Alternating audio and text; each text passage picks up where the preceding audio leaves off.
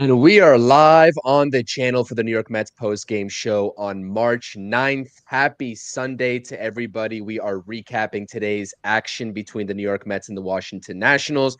And we're also going into some of the more unfortunate injury news surrounding the New York Mets. We appreciate everybody joining us here this early evening, I should say, as it's transformed here. Rob, how are you doing? What's up? Little tired from my baseball workout, but that's about it. But other than that, we get bad news in the morning and, some good performances today in the game that I didn't see, but we'll get into it. But I made it. I didn't think I was going to make it, but we're here. What's up, man? Yeah. We apologize about the late start time. Rob, had some commitments too, so he pushed the start time back. But again, always happy to be talking about New York Mets baseball. Some great performances to be assessing as well that we saw side of things with Clay Holmes and also offensively in particular with that very explosive first inning. Just want to shout out the chat before we fully get into today's stream. Brad, Darren, Steven, everybody, Ken, Frank, we appreciate you all being here, taking your time out to talk about this team. As always, please do smash those thumbs up buttons. Subscribe to just, not only my channel, but also Rob's channel. It's not being streamed on Rob's channel today, but we will be doing dual streams for these post games as we did all last season. So I definitely appreciate that.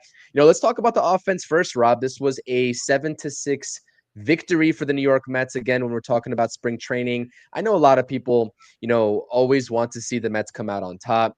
I'm not really so much concerned with the scoring aspect of it in terms of the final score, but it's nice to see the Mets get, in the win column here in spring training. But it was kind of a tale of like, two sides of the game, right? From the beginning to the end, an explosive first inning for the New York Mets, and then they kind of faltered a little bit with the personnel that was out there in that seventh inning, where the Nationals also batted around and ended up tying the ball game. The Mets they end up winning 7-6. But what did you see offensively as we see the box score here with some of the main guys? I mean, I think definitely headlined by Mark Vientos. It's good to see him get on the board via the home run, a nice 3-2 pitch. I think it was a hanging breaking ball, but I could be mistaken. I completely forget what Jake Irvin threw him, but it's nice to see him get on the board, I believe, in what is his first home run this spring training. And then also when we're talking about, in conjunction, we will be talking about the Francisco Alvarez injury, but it's also good to see Jackson Reitz, who is now automatically going to be not in line, right, for that backup role. You still got Hayden Singer and maybe anybody else that the Mets decide to bring in, but there's now a backup catcher, I guess, battle, right, in terms of who's going to be backing up Luis Torrens for the first part of the season, as Francisco Alvarez is set to undergo surgery tomorrow. So what did you see offensively today? Yeah, I was going to bring up Jackson Reach right away because I think he's in line right now to be the backup catcher. But again, like you said, it's Sager as well. Uh, both we saw Reach today. He hit a grand slam today. He has power. He's not going to hit a lot for average. But again, what are you looking for from a backup guy, right? Just do your job. When you get called upon, don't mess up the game. Hopefully, you can throw out runners and call a good game. That's basically what you need as a backup catcher. So again, Reitz and Sager is probably going to be one of those guys. And the Mets don't have another catcher on the 40-man roster as of yet. They'll probably put Alvarez on the 60-day just to get that roster spot available. And I think by tomorrow, probably one of these guys are going to be thrown in onto the 40-man. So it was only Terens and Alvarez on the 40-man, but that's going to change rather quickly. But yeah, nice to see Vientos hitting a bomb today, first home run of the spring. Pete Alonso is doing what he needs to do. I like the fact that he's still putting the bat on the ball, isn't trying to do too much. I like that. Get that average up 10, 15, 20 points, and you know you're going to hit between 35 and 40 home runs. That's golden right there. Everything else, Lindor, slow starter. It's spring training. I never know with him early on. So just be healthy. That's the way I see it. This New York has just been bitten by injuries when it goes to both sides of town. So just stay healthy. That's all I care about. We still got 2.5 weeks until opening day. So just don't even play him anymore. Just sit him down. Like it's crazy how many injuries that are going on. And Alvarez didn't even he got hurt on the backfields taking swings, which is like I know a hammy bone is very fragile anyway, but it's usually when you get hit by a pitch, right? They didn't say he got hit by a pitch; said he was swinging, and that's when he felt it. Like I mean, this is the second hand injury in 2 years. What was it? The right hand last year, and this year it's the left hand. So it's not good to be a catcher and you have both hands having surgery within a year and a half. Yeah, I agree. I mean, like you said, both, sides of town in terms of New York baseball are just getting decimated with injuries right now. With the Yankees, it was Stanton, and now they're, holding their breath with Garrett Cole in terms of the imaging that he is undergoing. From the Mets perspective, we've already seen a couple rotation guys go down to Manaea and Montas, and now we have to deal with this Alvarez injury. So a lot to be concerned about early on. But when we're talking about backup catchers, Andy Martino had to put in his Oh, wise words of wisdom on X yeah, already, saying that the Mets should reunite with Tomas Nido, who is currently in the Detroit Tigers camp. I don't see any need for that, to be honest with you. We no, know what Nido is going to provide. He's going to provide great defense. He's not going to be any help offensively to this team. And at this point, I would rather just see what a guy like Hayden Sanger has, who's been in this organization, has been doing decently in the minor league farm system, come up and get a shot. yeah, Jackson Reed, same thing. I think that with the bat, this spring training, he's been putting on a decent showing. And that swing that he put on the ball off the foul pole for the home run grand slam today is something that I like to see in terms of that power potential that you're not going to get with a guy like Tomas Nido. So I know it's Andy Martino at the end of the day, but I thought it was funny that he immediately went down that route. And it's a huge no for me. It'd be a feel good story, yeah. right? But Sure. I want to see somebody new that has more upside with the bat. All due respect to Tomas Nido's game. But yeah, again, top to bottom here, you see some good stuff, right? Mark Vientos, Pete Alonso, 2 for 3 with a run scored. Jeff McNeil finally getting some lift on the baseball. I thought he hit that out, to be honest with you, Yeah. when the contact was first made. I was like, that's definitely a home run. And I think Pete Alonso, when he made contact, was like, that's definitely out of here too, because he kind of just turned around to the gap and watched it in his little like side movements. And then he was like, oh, shoot, that's not going over the fence. I have to book it. He should have scored on that McNeil double if he was running hard, on contact, but he wasn't because he was just watching it. So that's Jeff McNeil, man. He's not going to get you the home run power. He's got warning track power, but you hope that he puts it in the correct spot in the gap.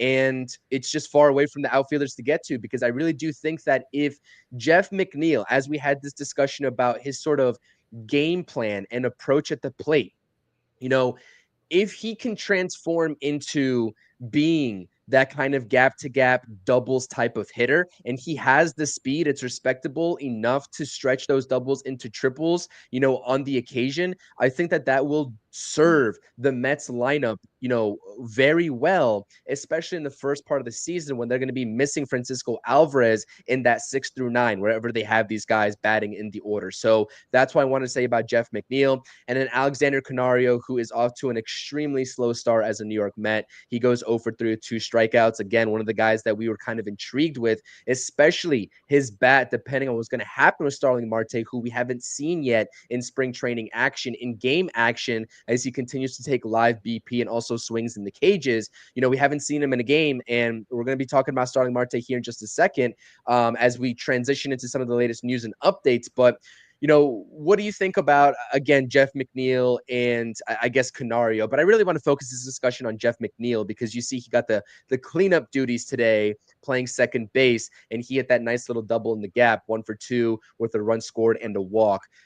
I know we had this Jeff McNeil discussion, but this sort of notion that he can become this gap to gap doubles hitter instead of maybe that slap hitter, taking advantage of the shift and just hitting it the opposite way. Do you think he can consistently do that? Because honestly, for him to stick around for the rest of his contract, I think that he's going to have to go ahead and make that transition successfully, or else the Mets are really, with the guys that are coming up in terms of the young talent, they're not really going to find much value for Jeff McNeil in terms of the value that he would provide the New York Mets on an everyday basis. Yeah, I don't believe so. I think he's fooling himself. He, like you said, he has warning track power, and that's being kind. Like, let's be honest. Like, if he doesn't pull one, and turn on one, he's not probably going to hit it out. And I think that's the biggest problem of this whole new philosophy with Jeff McNeil. Like, I'm sorry, if you're going to be what, a 10 home run guy to a 13, 14, 15 home run guy, like, I mean, a couple more home runs, yeah, it seems nice, but not when you're batting seventh in a lineup and you're trying to get down and, flip the lineup over to the top of the order. I don't know. If he's going to hit between like 15 to 20, then I could see it maybe being manageable and I'd be okay with that, but I just don't see it. Like, how bad is the average going to get? Like, would I rather have you hit 3 or 4 more home runs and bat 240, or would I rather you hit 280 with 11 home runs? I'd rather have you bat 280 because you're more successful with this team. We don't need more power on this team. Like, I know Alvarez is going to be out for a while, but again, he had 11 home runs last year. Anything more than that is golden, but still, like, you have Soto, you got Alonso, you got Vientos, you got Lindor. All four of those guys can possibly hit 30 home runs, and they should, most of them. So, that's already what, 120 home runs right there. And, you get 10 from this guy, 12 from that one. I'm not too worried about the power at this point. And to change Jeff McNeil or still have this assumption that this guy is going to be a power hitter or even a gap to gap hitter. I mean, I don't even think he's that, because even when he hits the ball the other way, he's not a guy that drives the ball the other way. He's a guy that, flicks it over to shortstop, flicks it over to third baseman's head, flicks it down the left field line. Other than that, he's got to pull his home runs. And every now and then he'll hit the perfect sweet spot and hit into right center. But I don't know. I just feel like it's a bad job by Jeff McNeil and whoever else is on board with this whole notion that he can hit home runs, because how can you change an approach so much where it's not like a situation where he can go from 12 home runs to 18 to 20 home runs? I don't think that can happen. So, like, I don't see the benefit in that at all, because if he's going to try to hit more home runs, guess what he's going to do more of? Strike out, put less bat on the ball, average going down. So, again, I don't need that from Jeff McNeil, unfortunately. Well, again, so what I'm trying to say here is that I just don't think it's about the home runs for him, because you look at his golden years, right? Whether it was like 2019 was a good year for him, 2022, obviously everybody wants to go back to. He's hitting, 37, 38, 39 doubles in those seasons. And in the last two seasons, respectively, he's only hit 25 doubles and 26 doubles. So his sweet spot in terms of the success is going to be, upping his OPS in large part due to an increase in doubles. So if he's hitting 30 plus doubles in a season, maybe upwards of 35, that's a good season for Jeff McNeil. I really do think it goes back to this notion that there's a handful of guys in this league that can consistently hit the ball on the ground and be successful. Because you look at Jeff McNeil, when he was said slap hitter, what was he doing? He was taking the pitch, where it was thrown, Yeah. slapping on the ground, and basically going back to the old school saying of hitting it where they ain't, right? That's what he was doing. Yep. And now that everybody by and large has to stay in their designated positions on the field and they can't be moving around as much, he doesn't have the luxury of doing that. And I think that that is really hindering him. So what's the ultimate remedy for that? It's not to continuously continue hitting the ball on the ground. It's getting lift on the baseball. And like you said, maybe flicking it over the second baseman or shortstop's head and just hoping that you get enough barrel on it to put it into the gap and take that extra base hit. So that's what I think the philosophy is, because again, if he continues to try to be that slap hitter that he once was, there's a lot of ground balls that were base hits back then that are going to be easy ground outs now. And he knows that. We've seen that over the past two seasons from him. A lot of ground balls from Jeff McNeil, whether it's the opposite way or whether it's to the pull side to the second baseman. There's been a lot. And that's where I think the philosophy really has shifted. And he knows that he needs to make an adjustment with his approach and try to lift the baseball more. And I know everybody hates that notion of lifting the baseball, but I'm telling you, name me five guys that are all-star caliber players that consistently hit the ball on the ground and just quote unquote find holes in the infield. it's not the way baseball is played anymore because we're not on AstroTurf anymore. So that's Sure. just is what it is. But the problem is you are what you are. Like that's the issue. Like when he was talking about he was a 30 double guy when he was a slap hitter. So he was hitting those doubles when he was just slapping the ball the other way and not trying to do too much with the baseball. So why can't you do that now? Like that's what I don't understand. Like it's a totally different philosophy because usually when a defense or pitchers adjust to you, the way you stay in the majors is the batter adjusts to what the pitcher and what the fielders are doing. Or you're not a major leaguer, or you're not that good anymore. You're not good at all. Like the whole point of baseball is adjustments, right? Somebody's going to adjust, but it's been 2 years in the making. Clearly, it's not working. Like your average sucks. Your home runs aren't, surprising anybody at all, and you're not hitting the doubles. So your new launch angle approach or more power approach, gap to gap approach, isn't working. But it was working when you were a slap hitter. That's what I don't understand. Like it's not like he was hitting like 10 doubles, but he was still batting 320 with a lot of singles. He was hitting those doubles with the average. Like I don't see what I just don't understand the approach at that point. Like you can still get those doubles by doing what you were doing. Now, I'm not saying, maybe if you want to take a ball that's on the outside corner, instead of this flicking over the third baseman's head, you want to get more barrel on the ball. So you want to try to drive it in the left center field gap. That's fine. But he was doing that. Like, that's what I just don't understand. You get it over the infielders' heads, you hit it hard enough in the gaps, it's going to split the fielders. So I don't know. I think he's going to suck. That's the way I feel. I think his average is going to suck.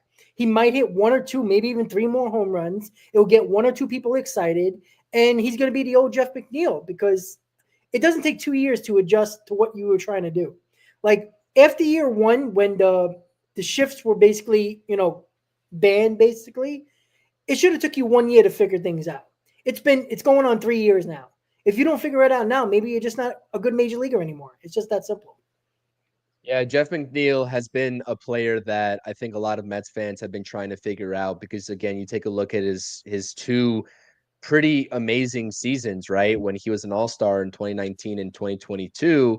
Um, one of those two seasons back in 2019, he actually hit 20 plus home runs. And he hasn't hit anything close to that outside of like what a season where he posted 12 home runs or something like that. I don't have the page directly pulled up in front of me, but a really frustrating hitter to try to figure out because his success is just so niche, right? And his style of play is just so niche that it's just not really repeatable on a consistent basis, I feel like. So we'll see if he can do it. But again, when is enough when it comes to his lack of success? And I'm not saying that we're able to deduce that in spring training because I think it's a little bit too early. I'm not going to write him off completely just yet. But if it comes around to mid-May, if there needs to be an adjustment, I'm hoping that the personnel up top, Mendoza or David Stearns, they're able to make that move. And I think that they will because they've shown us time and time again, especially last season, that they were able to make that adjustment. So finishing up the offensive portion of this 7-6 victory, bottom of the eighth, Luis De Los Santos hits a sac fly to put the Mets ahead. And I don't really have anything else here. Eli Serrano, good to see him get the start. Young 22-year-old, spent his time in single A St. Lucie last year. He posted a pretty impressive season, so it's good to see some of the younger guys getting in some action. 0 for 2 with the walk. But other than that, I don't really have much else offensively, but I do like the swings that Pete Alonso's putting together. I think he's off to a tremendous start, and I really do think that we're going to see an unlocked version of Pete Alonso, knowing that he already went through what he went through in 2024 with the contract, with that pressure, right? If you're a Mets fan that says, oh, he was just pressing up at the plate, that wasn't the Pete Alonso, we'll see. And I do think that there's some truth to that. I think that there's some truth to that. And I think that I love his approach in spring training because he's not trying to do too much. And that's the best version of Pete Alonso we're going to get. Doesn't matter what he's hitting. Fourth, third, it doesn't matter. walks will be present for you if you lay off of those down and out curveballs and sliders that he was notoriously whiffing at. If he is able to take his walks when they are giving it to him and attacking the fastball when they make that mistake, let's say it's a 3-0 count, right? I don't have any problems with Pete Alonso, especially early on in the season, you know, getting a fastball that he likes, that he can Yeah. handle, and surprising the pitcher by putting one over the fence, right? Same thing on a 3-1 count. I love that. But you got to set yourself up for success early in the count by taking those early breaking balls out of the zone instead of being in an 0-1, 0-2 hole and trying to dig yourself out of it, right? So that's the key to Pete Alonso and his success moving forward in 2025. And he's doing just that from what I've been seeing early on in spring training. Yeah, besides the mental game with Pete Alonso, we're gonna see about the mental game, right? When things get tough, and I don't know how much pressure is gonna be on Pete Alonso since Juan Soto's here. People are looking another season for Vientos like he had. Lindor saying that. I mean, you're gonna see it when the going gets tough, and maybe Soto's going through a slump, and Vientos is going through a slump, and Pete Alonso needs to pick it up and put the team on his shoulders. Can he actually do that mentally? Because I think the approach last year was absolutely terrible. And that's something that he has to change. I don't care what mental state you're in. If you don't change that approach that he had last year, he's going to have a similar season to last year. And some people say, well, that's a pretty good season, but it's not an Alonso season. And if a guy wants to opt out of his deal and get a bigger contract, you got to have a better season. You got to have better numbers with runners in scoring position, with men on base, in crucial situations, in big moments, right? We could talk about the playoffs all we want, but all the other 29 teams didn't care about that one home run he hit in Milwaukee. They don't care about that. If that was the case, teams would be lining up for a 7-year deal, 6-year deal. Nobody's looking at 10 games. They're going to look at the 162 game season because who cares what you do in the playoffs? If you don't get there, it's pointless. So when it comes to Pete Alonso, the mental aspect is going to come at some point, and we're going to really see if that mental game or that mental toughness is there for Pete Alonso. But it's looking like he's changed his approach. It doesn't look like he's doing too much, like you said, Chris. He's putting back the ball. It seems like he has more of a leveled swing when the ball's around the plate. That's good. He's laying off pitches that he was swinging at last year. It is spring training. He isn't facing, the cream of the crop. But all you can look at is the numbers right now, and just looking with your eyes. You don't need any analytics. You don't need any stats. Just looking at your eyes, you can see he changed his approach. Will he take that into the season? We all hope so. But I think the mental game is going to come at some point, and then we'll have a conversation about that because we all agree. We think Pete Alonso is going to have a monster year or a really good year. Just because Pete Alonso having a year like he had last year wasn't a bad year, but it just wasn't typical of him. And he changed. It seemed like he changes his entire game. Just it seemed like he was guessing pitches, always trying to hit home runs, swinging out of his shoes. If he changes that up a little bit, I think he's going to be completely fine. It was a lack of adjustments for Pete Alonso midseason. His inability to make adjustments, whether it was mid game or just from series to series, right? Last year. So I do think that, that is also a key portion to not having, something a little slump turn into a really bad stretch or a really bad quote unquote entire season for Pete Alonso. And again, we'll have the discussion because I think it's really valid. Like early on, this is the version of Pete Alonso that we're getting. Will knowing that he's going back into a contract year, the home runs are going to come naturally with Pete Alonso. But is he going to try to put those extra couple of baseballs over the fence to get him, that long deal? I don't think it'd be in his best interest to do that. I think that the approach that we're seeing right now, if he's able to show he's more so of a complete hitter that we've seen from Pete Alonso early on in his career, right? Especially going back to 2022, he's going to get his contract no matter what. He can hit 28 home runs. He doesn't have to reach 30 home runs, and he'll still get his money. I actually believe that. So hopefully people in this organization are telling him the same thing. just about 25 minutes on this stream. We appreciate you all being here. Please smash those thumbs up buttons if you enjoy the analysis, the discussions, everything surrounding the New York Mets that we talk about on this channel. Make sure to subscribe if you haven't done so already, and subscribe over to Talking Mets with Rob on YouTube as well. Let's transfer over into some of the pitching performances that we saw this afternoon, particularly from Clay Holmes and Edwin Diaz. You see Genesis Cabrera struggled as well down at the bottom of your screen or midway through your screen. Only a third of an inning pitched, 2 earned runs and 4 hits. That was a outing to forget for Genesis Cabrera, who's on a minor league deal and could very well start his season off in AAA. I do think that he's going to be on the major league roster at some point when the Mets need him, but and he's having a pretty decent spring training, I'll say that, but just given the competition, it feels like he could be the odd man out. But awesome depth to have at the AAA level when you're never really going to need it in 2025. Now, Clay Holmes, listen, 3 2/3 innings pitched. We've seen him get progressively, deeper into the ball games, and the Mets kind of lengthen his pitch count. I think he was up to 67 pitches today before Carlos Mendoza took the baseball from him. No earned runs, 8 strikeouts over those 3 2/3 innings pitched. I mean, absolutely great stuff to see. The sinker, he was working a lot more into this ball game, and also that new kick change, with the whiff rate. You talk about he threw, I believe, 7 times. He got 5 whiffs out of those 7 kick changes that he threw. So good to see him getting swing and miss, underneath the bats of opposing hitters. He's going to really need to step up. And I'm going to say this right now. I'm not worried about the top 3 in the Mets rotation. I'm simply not. But it's going to be the production level with Montas and Manaya out, for at least a month and a half to begin the season.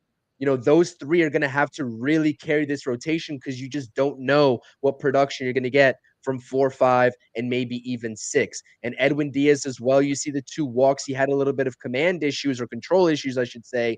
He's coming off of an abysmal performance last go around, right? He was saying he was a little bit nervous, right? First time in spring training. We all get it. 3 strikeouts as well. So it was good to see the put away stuff in that lone inning of work with no earned runs for Edwin Diaz today. What did you make of the pitching, especially Clay Holmes, who is putting together a extremely impressive spring training so far? Yeah, there's nothing bad to say about Clay Holmes. Again, until I don't want to get too excited about Clay Holmes. All right, we know he has really good stuff. We know he has that kick change. It's a new pitch, and it's been awesome. It's been great. But I want to temper my enthusiasm because I just don't know what we're gonna get from him. I just don't know. What? Let's see every 5th day. Let's see. Facing teams that are not mostly minor league guys. I know he faces mostly major league guys, but through an entire game, I want to get excited. I really do because God knows we need somebody to step up in this rotation with Manaya and Montas out right now. But he's been great. We had 3 walks today, 8 strikeouts.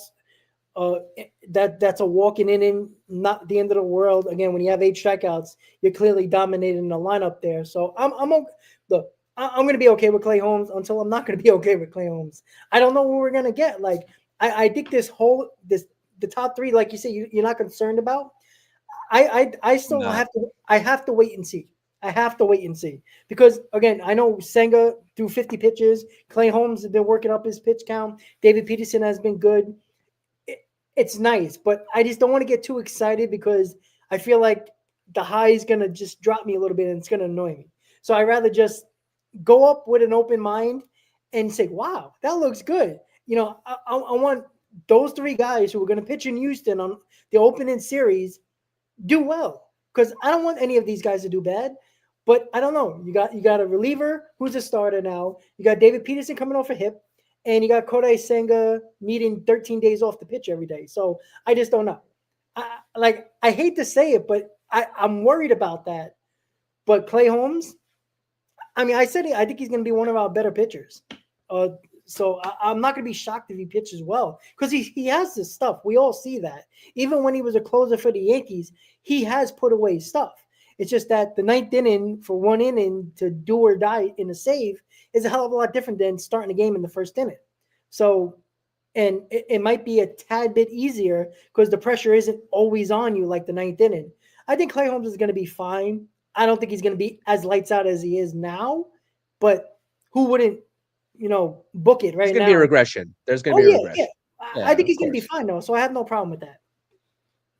Yeah, no, and so I don't know. Like again, for me, it's about who's going to round out the 4 and 5. Paul Blackburn has not looked necessarily good this spring training either. We know that he's coming off of, you know, spinal leakage, whatever that injury was to his back last year, where he had to receive the injections for, and it ultimately ended his season. Tyler McGill, who's going to be vying for one of those spots. We saw how his debut went. So I'm a little bit wary about the 4 and 5, but I like everything that I'm seeing with the rest of the guys in Peterson, Holmes, and Senga. The biggest thing is going to be health, particularly with Kodai Senga. And I understand that there's some issues in terms of the longevity, in terms of trying to see the longevity through with Clay Holmes.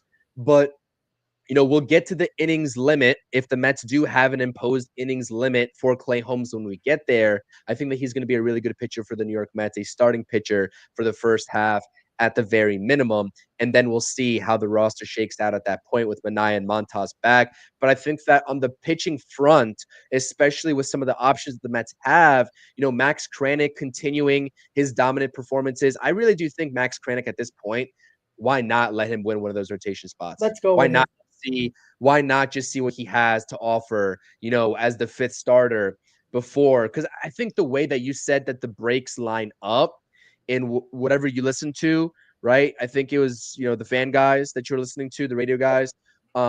They're saying something about the Mets breaks through April that they wouldn't have to institute a 6-man rotation till like late April, early May, something like that. Yeah, If it's that's like the April case, 19th or 20th or something. Not the exact date, but around right? that area. Mid-April.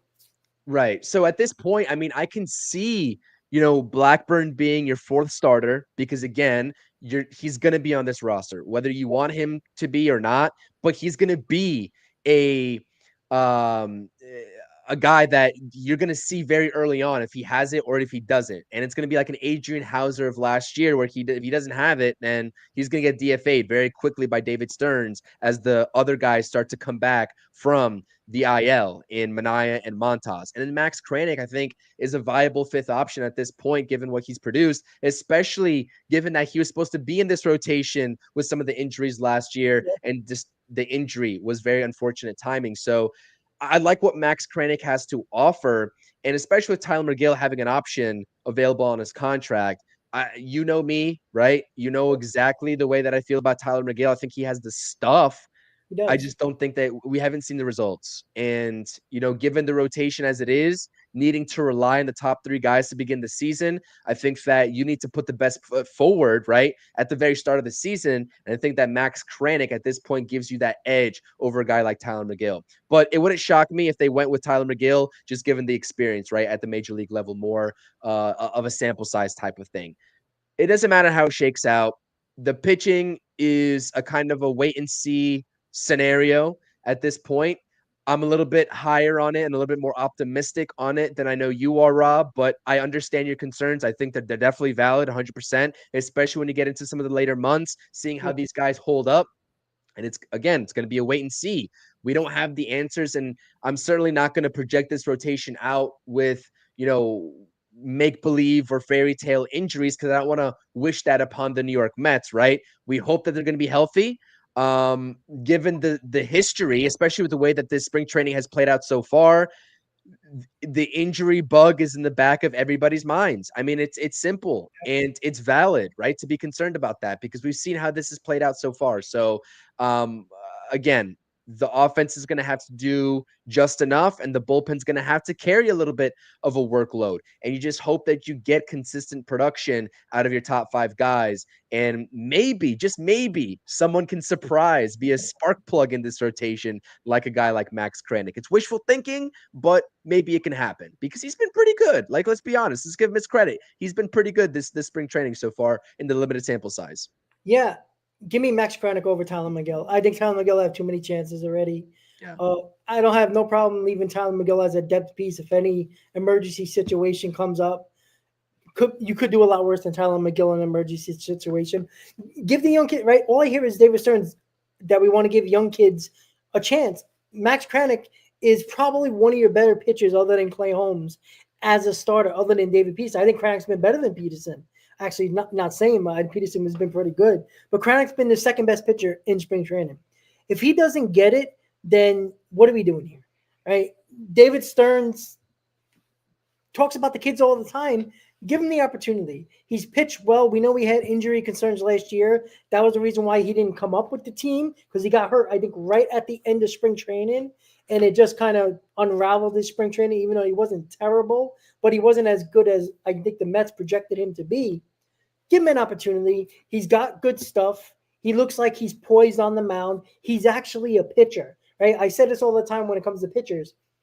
Some are throwers and some actual pitchers. Tyler McGill's a thrower, right? I don't think he knows at any moment where the pitch is going. I just think he just flings it and hopes for the best. You can see Matt Kranick has a plan.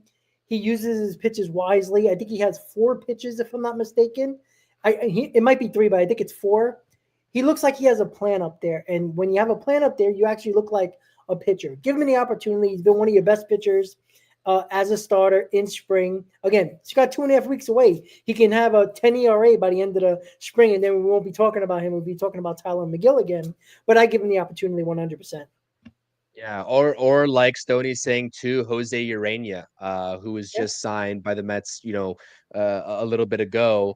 Um, he's also an option. I think that the Mets have stated that they are looking at him as a possible answer in the back end of the rotation if all goes well for him in spring training. So definitely something to monitor. Again, we went over the Genesis Cabrera kind of, falter outing this afternoon. Did not look good. A lot of contact and 96 miles per hour from the left-handed side up to 97 at some times. He's going to be on this team at some point. Yeah. Um, as it relates to the bullpen, I just don't know if there's going to be a spot for him in the original 26-man roster, but we'll see. Stranger things have happened. It definitely depends on how the Mets utilize a guy like Urania, a guy like Kranick, whether they're going to be starters or whether they're also competing for a bullpen spot. That's going to directly affect, a guy like Genesis Cabrera. So we'll wait and see. Moving on into some of the larger discussions here about the injuries, right? The injuries are piling up. And we know Francisco Alvarez is out 6 to 8 weeks at the minimum with a fractured hamate bone. I think I spelled that correctly. I'm not really sure. Again, I'm a doctor, so I apologize if there's a typo. But a fractured hamate bone. I think it's the bone that's like right where your thumb is, right? Yeah, it's like over here. Yeah. Somewhere Yeah. over there. So I think that, and you said it happened in a weird way. I honestly didn't even know. I didn't hear about it until I got up this morning. I checked my phone and I saw that he was scheduled to have surgery tomorrow. And I'm like, wow, that is very unfortunate because, Francisco Alvarez is a guy that has gotten off to a very slow start. We know that he had an abysmal performance last year at the plate in particular, but also with some of his defensive miscues, the blocking issues with the ball, some of the throwdowns. His arm really wasn't.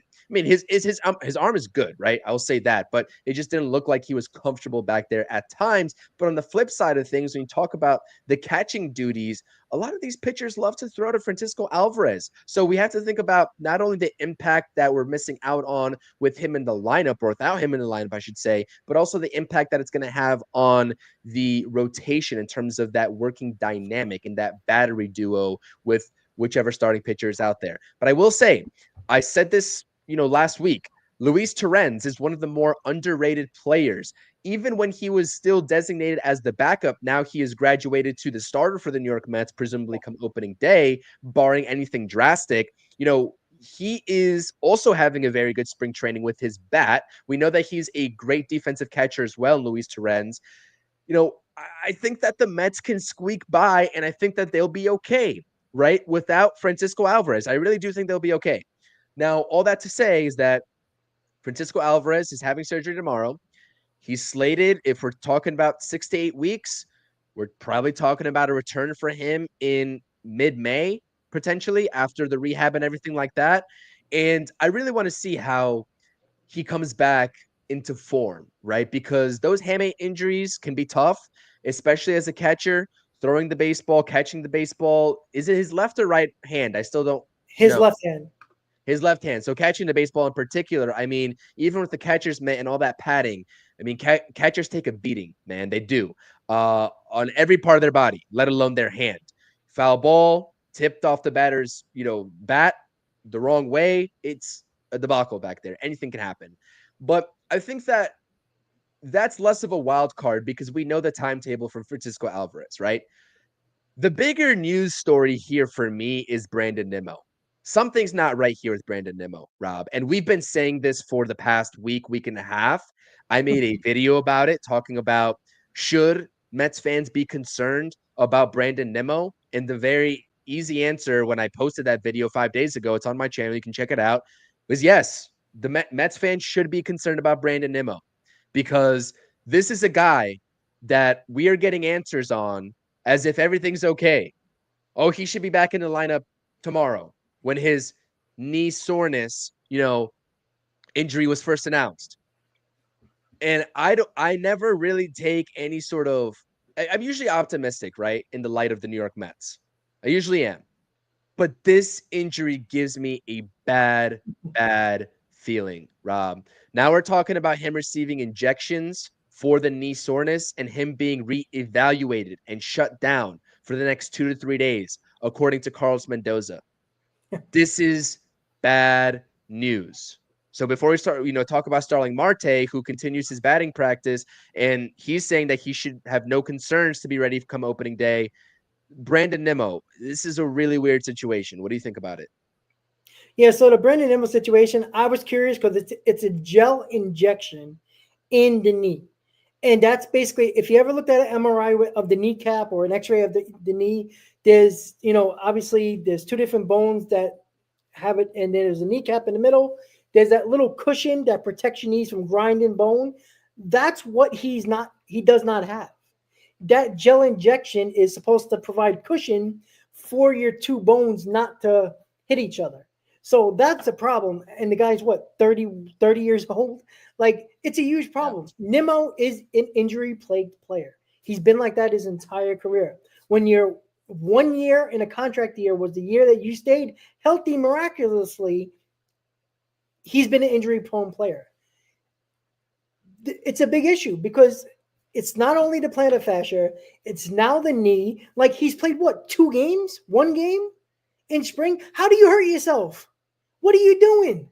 Like, stop going to bed with your wife. I don't know what the hell you're doing. Like, I just don't understand with these guys. And Ken brought it up earlier in the chat. I think before we even started the stream, he said these guys are faster, stronger, more athletic, yet they're brittle. They're like chandeliers. Like, you touch them, they break. It's amazing to me. I just don't understand how these guys that are supposed to be in tip-top shape have the best therapy, the best doctors, the best physical therapist, or whatever, and these guys get hurt. Like, you're swinging a bat, you break your you fracture your hymen bone. Brandon Nimmo hasn't even played this spring except for once or twice, and he's getting gel injections, which is something that people who have osteoporosis get at like 50 years old. Like, that's an old man injection. That's not even a a PRP injection where they try to pinpoint the pain area, or a cortisone shot. It's not even that. That's a major problem. And if you already have problem having bone on bone in your knee, you think it's going to get better over time? No, he's already a left fielder on the verge of being an everyday DH.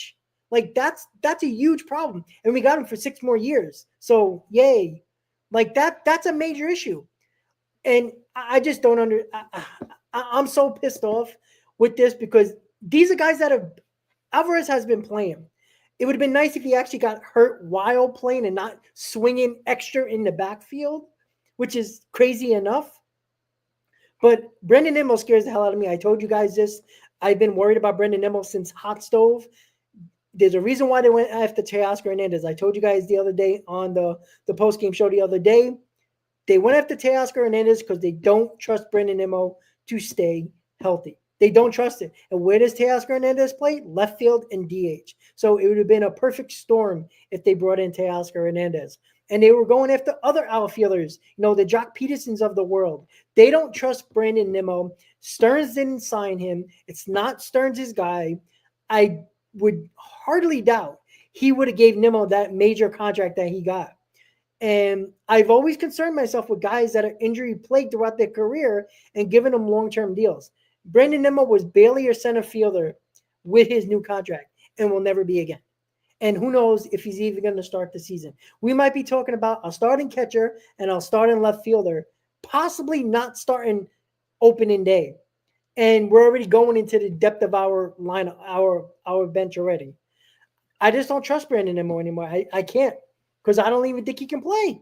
He can't stay on the field. He's good. Yeah. Yeah, I'm sorry. 1 month ago, I posted the link right here in this live chat for you all to view. 1 month ago, I posted a video basically taking everybody down the path of what's probably going to transpire with the rest of this contract for Brandon Nimmo is that he is going to be a DH for the New York Mets. He is. He has to be because his bat plays, right? His bat certainly plays when he's healthy. But you at this point, you have to keep him off the field. That is too much of a risk with what they are paying him. And also a risk of not having his bat in the lineup. He's going to be a DH for the New York Mets. And we could possibly talk. I was playing the safe route. I was like, maybe we can have that conversation solidified next season because maybe he'll be good enough to play through left field in 2025. Now we're talking about this could potentially be the scenario in 2025. And you've already re-signed Jesse Winker on a 1-year deal, right? And now you have Starling Marte. You want it, and this is why I don't like this double DH matchups BS, quite frankly, because now, you know, Brandon Nimmo should be playing over Jesse Winker. He should be playing over Starling Marte. If you have an option of any of those three and they're bad to put in the lineup, I'm taking Brandon Nimmo all day long. But, what role does Jesse Winker play in that scenario? Is he going to be your starting left fielder, right? The defense goes down tremendously. Do you rely on a prospect to come up and, make an everyday impact? Tenorio could be that, but we haven't seen enough out of him in spring training with his bat. So, he's a wild card. This is a big problem. And as it relates to Starling Marte, because again, they're saying that he should be ready to go come opening day, but we know that he's also been dealing with, quote unquote, knee soreness since the middle of last season in 2024 and a plethora of injuries before that with his groin and everything else that's been hindering him. What do you see here from Starling Marte? Because just on March 3rd, just about 6 days ago, there was a bunch of articles released saying that clearly the Kansas City Royals were trying to trade for Starling Marte back in the winter meetings, but that trade fell through. But it's still kind of a possibility that they're keeping their eye out for Starling Marte. They didn't want to give them, some of their better relievers and Hunter Harvey. And there's one other name that I forgot that was mentioned that the Mets were vying for and the Royals didn't want to, give up.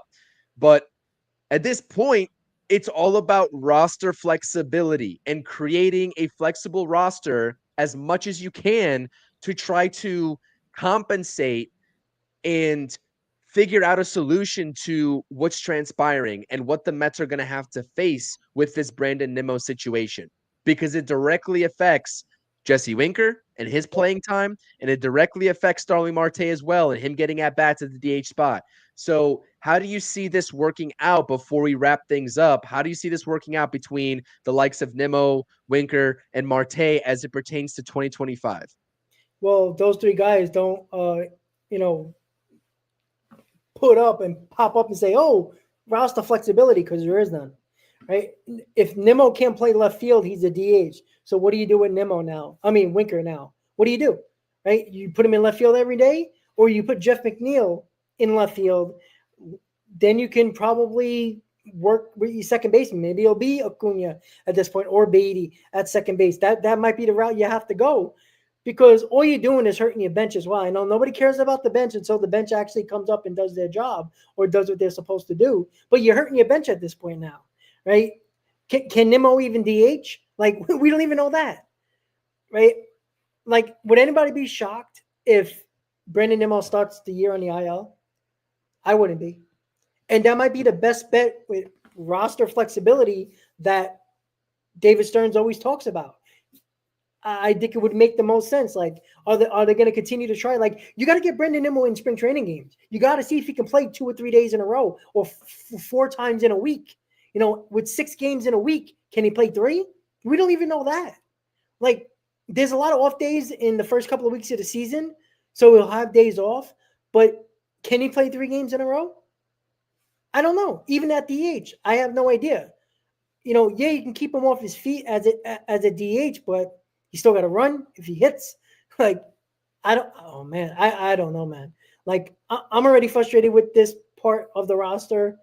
It should have been dealt with. I think they should have got what they should have got from Starlin Marte, from the Royals, even if it was a subpar reliever.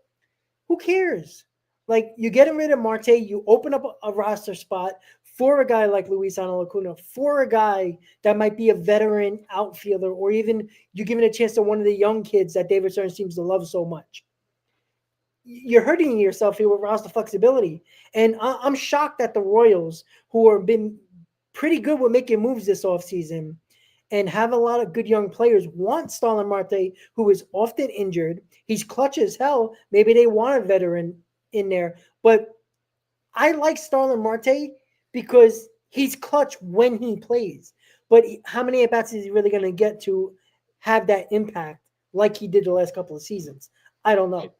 The Nimmo knee injection, that scares the hell out of me. Ricardo talked about it's a basketball injury. It is.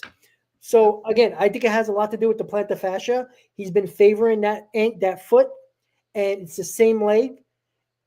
When you favor that foot, you're putting more pressure on the upper part of the leg, and it just so happens to be your knee. And you're a baseball player professionally, so good luck, Brandon Nimmo, because I need to see him in multiple games before I get anywhere excited that Brandon Nimmo could be on the opening day roster. So right now, no Brandon Nimmo, no Francisco Alvarez. I'm putting my money down that Brandon Nimmo is not going to start the season. Not going to be on the opening day roster. He's going to go on the IL. It might be the best bet for the New York Mets. Get somebody in there that's actually healthy, that can actually help this team at the moment. Not that Brandon Nimmo can't play hurt. We've seen him do it. But he's not Brandon Nimmo when he's hurt. And that hurts the team, especially when the Mets have been talking about when there's righties on the mound, Brandon Nimmo's cleaning up. When there's lefties on the mound, Mark Vientos is batting fourth. So Nimmo's going to be batting fourth or fifth in this lineup.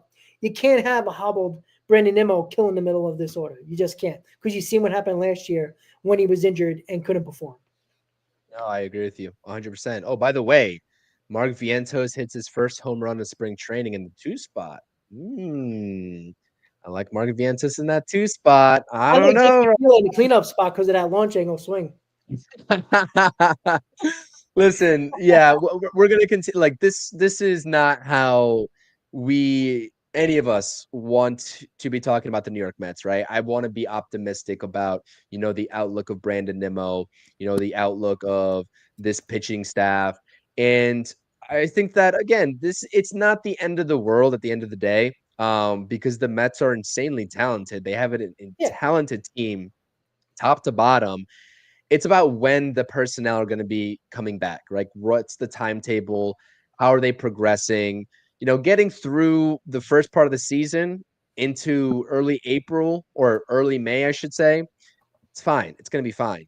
But when it comes time, for the calendar month of May to hit, are things going to shape up the way that we all wanted to, with everybody back and healthy? And I agree with you. It's getting very concerning about Brandon Nimmo being on this open day roster. 18 days away from opening day. If you have to shut him down for 3 days while he's getting these injections, 18 days away from opening day, it makes no sense. Why would you try to risk this becoming an all season long injury when he can just be shut down for the next couple of weeks and just slowly progress into game action early on in the season. Because again, I think the Mets can get by. It's not the ideal Yeah. scenario, but they can get by. I don't know. It's a problem, Rob. And that's the one thing with this team right now, right? Even more so than the Alvarez injury, which sounds crazy, but in theory, I think that the Brandon Nimmo injury is something that we should definitely be keeping an eye out on. Because we know Francisco Alvarez, what he brings to the table. We know we have a competent backup catcher right now that's going to be a start in Luis Torrens, but we know the timetable of Francisco Alvarez. It's going to be 68 weeks while the fracture heals. What's the timetable for Brandon Nimmo? That's the big question. But we could all be up playing this, and it could be a piece of cake. And Brandon Nimmo's out there opening day, and we were just overreacting. I don't know, but again, something to watch out for. Um, Rob, anything else here? Any final thoughts that we have before we wrap things up? Yeah, everybody stay healthy. Knock on wood, please, because I don't want to see any more injuries. I think we should have stopped playing spring training games. Let everybody go back home to their families. Probably make more babies and come on March 27th on opening day in Houston and let's get going because one more injury to a major player on this team is just going to end up being a problem. And they got to take it very slow. Like, they got our top four is still good to go, which is nice.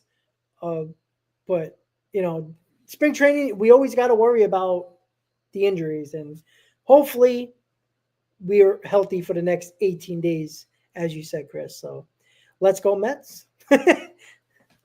Yeah. Again, I mean, injuries to Alvarez, Manaya, Montas, Brandon Nimmo's dealing with this knee soreness. We don't know the situation of Starling Marte. We're trying to keep the faith. Please stay healthy. I mean, not even just for the next 18 days until opening day, but for the whole damn season. Got big aspirations. The Mets have huge aspirations this season. So we'll see how this progresses. Again, it's March 9th. A lot of time to see how things play out. We'll see which direction things head down toward. But this has been another Mets post game show between Rob and myself. We appreciate you all watching. If you haven't hit those thumbs up yet, what are you doing? Please hit those thumbs up. We definitely appreciate it. If you haven't subscribed to either of our channels and both of our channels, what are you doing? Make sure to subscribe. We'll be with you all here all season long for pre-games, post-games, and videos in between, catching you all up on the latest New York Mets news and in-game action in the analysis portion of it right here on both of our channels. Again, let's go Mets. Until the next post game or video that is released on each of our respective channels, we definitely appreciate it. Thank you for the support, excuse me. And let's go Mets. See you all later. Let's go, Peace. Mets, guys.